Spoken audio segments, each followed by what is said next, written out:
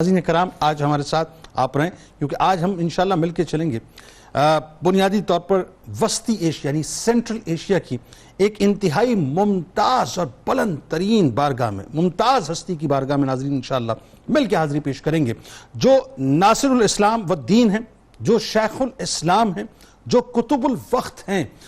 जो सिलसिला आलिया नक्शबंदिया के नय्यर ताबा हैं, जो सैयदुल अहरार हैं, जो आरिफ बिल्लाह हैं, जो आशिक़ रसूलुल्लाह हैं, जो साहिब मारिफ और इसरार भी हैं, जो दुनिया और आखिरत में लोगों को अल्लाह तबारक व तआला की तरफ बस राग़िब करने वाले हैं, जिन्हें दुनिया इंतहाई मोहब्बत के साथ सर झुकाकर अदब से नासिरुद्दीन उबैदुल्लाह अहरार रहमतुल्लाह अलैह के नाम से याद करती है, जो वस्ती एशिया की 15वीं सदी ईस्वी की वो अजीम तरीन हस्ती हैं नाजरीन, जिनमें बैक वक्त सिद्दीकी और फारूकी फैज़ मुश्तमे हैं और जिनके दर पर सलातीन ज़माना अपने सरों को झुकाया करते थे। पेशे के एतबार से नाजरीन अजदाद खेती बाड़ी करते थे, मगर सिर्फ जमीन पर खेती बाड़ी नहीं करते थे। मैं आपको कमाल बात बताऊं, देखिए एक तो पेशा होता है ना इंसान का, लेकिन वो पेशा अगर मिसाल के तौर पे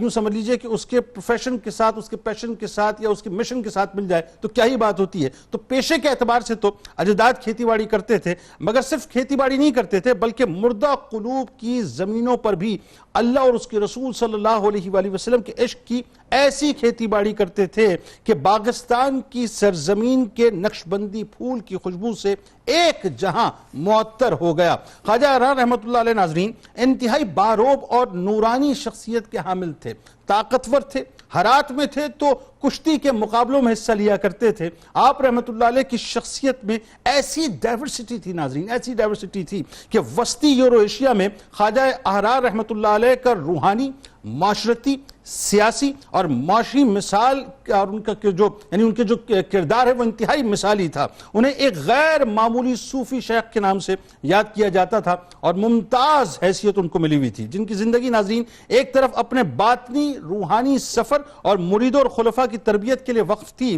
तो दूसरी तरफ दुनियावी उमूर में उनकी दिलचस्पी महज तैमूरी सल्तनत के दौरे आखिर में खुद मुख्तार इलाके में शरीयत की बालादस्ती कायम करने और मुस्लिम आबादी को इंसाफ और अमन मुहैया करने के लिए लगी हुई थी। अब आप देखिए नाजरीन, आज उज़्बेकिस्तान को अगर आप देखें गूगल करके, 93% वहां पर इस वक्त मुस्लिम पॉपुलेशन है। जाहिर उसमें बहुत बड़ा किरदार सूफिया कराम का है और एक बहुत बड़ा किरदार उसमें ख्वाजा अहरार रहमतुल्लाह अलैह का है। आप रहमतुल्लाह अलैह नाज़रीन एक बुलंद पाया साहिब करामत वली थे, मगर आप हमेशा अपने दहकान होने पर फख्र किया करते थे, आरिफ होने पर आप फख्र नहीं करते थे। गोया एक तरह से आपने अपनी आरिफाना कैफियत दहकानी पर्दे के अंदर छुपा के रखी थी। आजिजी और तरबियत का अंदाज देखिए नाज़रीन कि आप अपने मुरीदों से फरमाते थे कि जो हमारी सोहबत और हम नशीनी से बराह रास्त और नकद नफा पाए उसको मुबारक हो, लेकिन अगर कोई इस इंतजार में रहा कि हम उसे कुछ बाद में देंगे या बाद में मिलेगा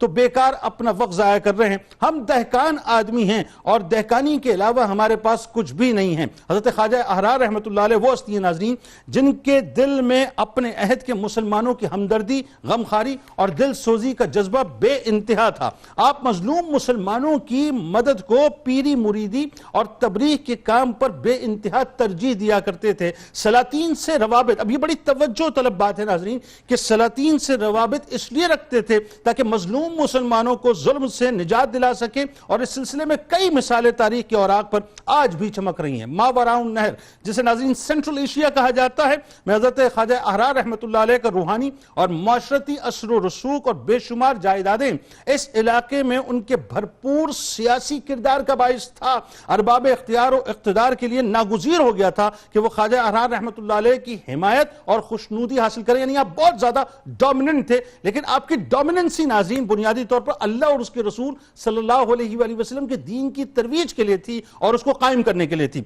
हज़रत ख्वाजा नासिरुद्दीन उबैदुल्लाह अहरार रहमतुल्लाह अलैह अपनी जाओ हशमत, दौलत और जायदाद की फरावानी में मावराउन नहर में में तमाम अकाबिर और तुर्किस्तान के तमाम मशाइख में मुमताज हैसियत रखते थे, यानी इंतहाई अमीर तरीन थे। आपका आस्थाना बादशाही और सरवरी का निशान बन गया। आगाज सरहद तुर्किस्तान से इख्तिताम हुदूद इराक और आज़रबाईजान तक सलातीन असर और उमरा अहद आपके भरपूर अकीदतमंद और इरादतमंद थे, जो बात भी आपसे सुनते थे इसे इसी तरह से मिनोन अपना लिया करते थे और आपकी बात से इनराफ की मजाल न रखते थे। हजरत ख्वाजा अहरार रहमतुल्लाह अलैह की अपने मुरीदों और खुद्दाम पर शफकत और मेहरबानी की कोई हद नहीं थी। नाज़रीन, खुद तकलीफ उठाते थे मगर खुद्दाम और असहाब के लिए राहत का सामान मुहैया करते थे। तबीयत में बेइंतहा सादगी थी। वो यानी यूं समझ लीजिए कि एक दौर वो भी गुजरा आपके पास कि फूटी कौड़ी आपके पास नहीं थी, दस्तार से चीथड़े लटक रहे थे। और एक दौर वो आया नाज़रीन कि दौलत, सरवत, अनाज, गल्ला, माल मवेशी, जमीन जायदाद